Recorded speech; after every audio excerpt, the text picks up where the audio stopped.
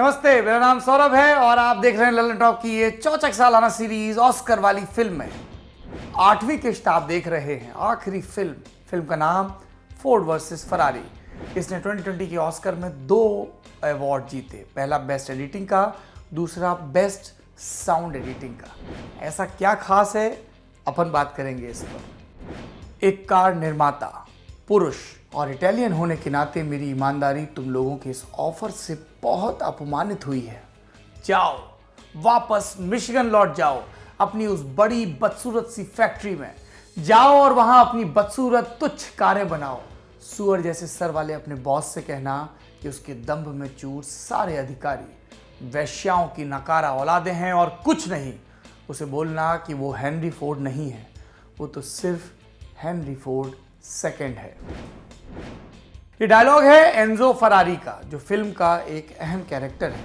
एनजो Italy के मशहूर car engineer हैं, रेसर हैं, नामी मोटर कंपनी फरारी के मालिक हैं। जब अमेरिकी कंपनी फोर्ड के अधिकारी उनके पास आते हैं और फरारी के अधिग्रहण का प्रस्ताव रखते हैं तो एनजो आग बबूला हो जाते हैं। अपने डंक मारने वाले शब्दों से उन अधिकारियों की हालत खराब कर देते हैं, जिसके बारे में आपने शुरुआत में सुना। और इसी डायलॉग के चलते पूरी महाभारत शुरू होती है, रेसिंग की महाभारत। क्या है फिल्म का प्लॉट? ये कहानी केन माइल्स और कैरल शेल्बी की है। ये नाम याद कर लीजिए, केन माइल्स, कैरल शेल्बी। ये 2 जुनूनी कार रेसर हैं, दोस्त हैं।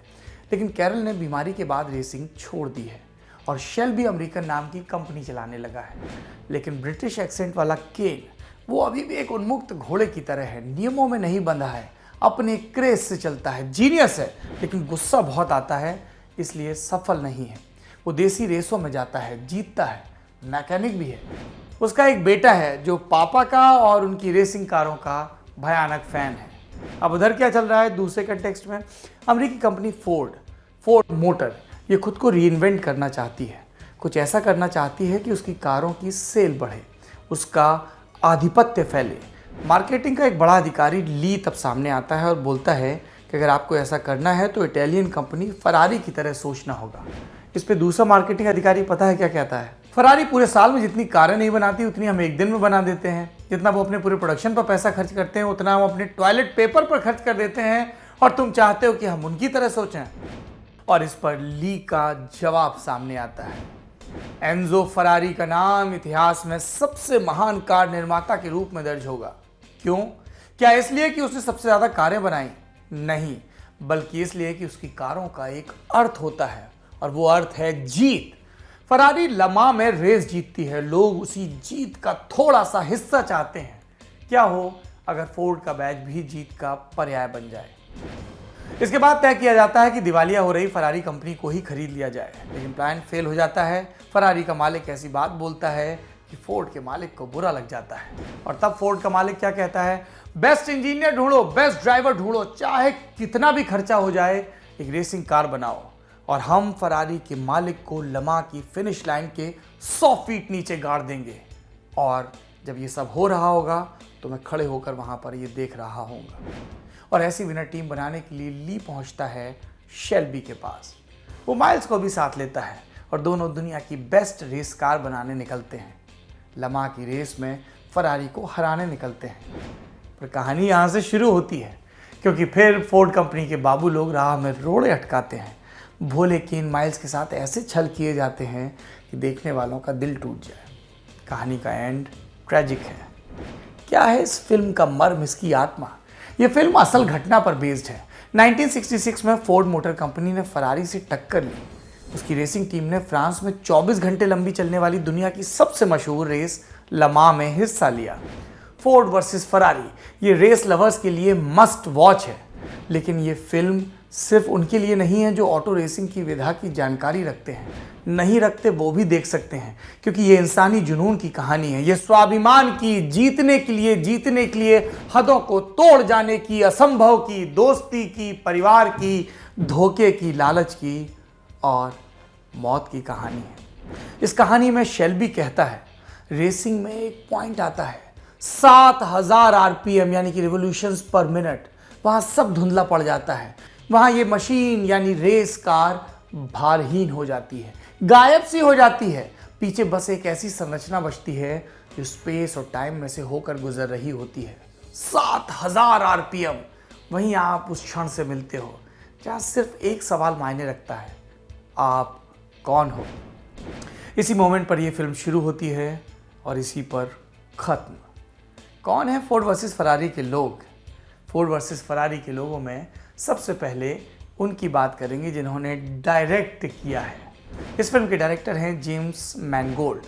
आपने 2017 में आई उनकी सुपर हीरो वाली फिल्म लोगन देखी होगी। एक्समैन सीरीज की फिल्म थी, पहली सुपर हीरो फिल्म जिसको स्क्रीन प्ले के लिए ऑस्कर नॉमिनेशन मिला। उससे पहले उन्होंने वुल्वरीन भी बनाई थी। सुपर हीरो मूवी से इतर उनका काम देखना हो तो वॉकिन फीनिक्स और रीज विदरस्पून की एक्टिंग वाली वॉक द लाइन देख सकते हैं। बहुत अच्छी फिल्म है। ये मशहूर अमेरिकी सिंगर जॉनी कैश की लाइफ पर बेस्ड थी और इस मूवी के लिए बेस्ट एक्ट्रेस का ऑस्कर भी मिला था। फोर्ड वर्सेस फरारी में लीड रोल किया है क्रिश्चियन बेल और मैट डेमन ने। दोनों का लंबा और सफल करियर रहा है। मैट ने शेल्बी का रोल किया है। उनकी बॉन्ड फिल्म सीरीज बहुत पॉपुलर है। क्या है ये सीरीज? अगर इनकेस आपने नहीं देखी, मेमोरी चली जाती है एक CIA किलर जेसन बॉन्ड की। अब उसको पीछे जाना है, सब कुछ याद करना है। मैट डेमन को 2015 में रिडली स्कॉट की फिल्म आई थी द मार्शियन। उसके लिए बेस्ट एक्टर का ऑस्कर नॉमिनेशन मिला था। क्या था कैरेक्टर? उनका कैरेक्टर मंगल ग्रह पर अटक जाता है। सरवाइव करने के लिए अपने मलमूत्र से कैसे भोजन तैयार करता है, कैसे पौधे उगाता है, इन सब की अद्भुत कहानी है। एक शब्द में बताना हो तो जिजीविषा उसकी कहानी है। इसके अलावा उन्होंने रॉबिन विलियम्स के साथ 1997 में गुडविल हंटिंग जैसी फिल्म भी की। उनके करियर की बेस्टेस्ट फिल्मों में से एक। और इस फिल्म के लिए उन्हें, जी आपने सही सुना, उन्हें स्क्रीन प्ले राइटिंग का ऑस्कर मिला था। साथ में दोस्त भी था, बेन एफ्लेक, जिनको आपने आर्गो और बैटमैन वर्सेस सुपरमैन मूवीज के कंटेक्स्ट में सुना है। अब बात करेंगे दूसरे एक्टर की, क्रिश्चियन बेल की। फोर्ड वर्सेस फरारी में वो केन माइल्स का रोल करते हैं। उनकी एक्टिंग का जादू है। उनकी मेथड एक्टिंग पर बहुत बात हुई है। 1987 से हो रही है। जी काफ़ी पुराने हैं। 12 साल के थे जब उन्होंने एम्पायर ऑफ द सन जैसी कठोर वॉर फिल्म की थी और उसमें द्रवित कर देने वाला काम किया था। क्रिस्टोफर की बैटमैन सीरीज वाली फिल्मों में वो गॉथम के रखवाले सुपर हीरो के रोल में दिखते हैं। द मशीनिस्ट, कैसी मेथड एक्टिंग, खुद को इतना दुबला कर लिया कि उस लुक पर नज़र टिकाना मुश्किल हो जाए। 2019 के ऑस्कर में एक फिल्म छाई रही थी, वाइस। उसमें फिर उन्होंने बदलाव किया। वो वजनी अमेरिकी उपराष्ट्रपति डिक चेनी के रोल में आए और क्या कमाल काम किया। फोर्ड वर्सेस फरारी, यहाँ पर भी उनकी कैरेक्टर के प्रति ईमानदारी दिखती है। दिखता है कि ये काम अवार्ड पाने की लालसा के लिए नहीं किया गया और ये बहुत महत्वपूर्ण बात है। ऑस्कर वाली फिल्म है ललन टॉप की एक खास सीरीज। इसमें आपने कुल 8 फिल्मों के बारे में जाना जो 2020 के एकेडमी अवार्ड्स में छाई रहीं, नॉमिनेट हुई और मेन अवार्ड्स जीते। अगले साल इस सीरीज़ के साथ फिर हाजिर होंगे, ऐसी आशा है। लाइक, कमेंट, सब्सक्राइब करिए अगर सिनेमा पर आपको कुछ ऐसी ही हटके खबरें डट के देखनी है। दी ललन टॉप याद रखिए।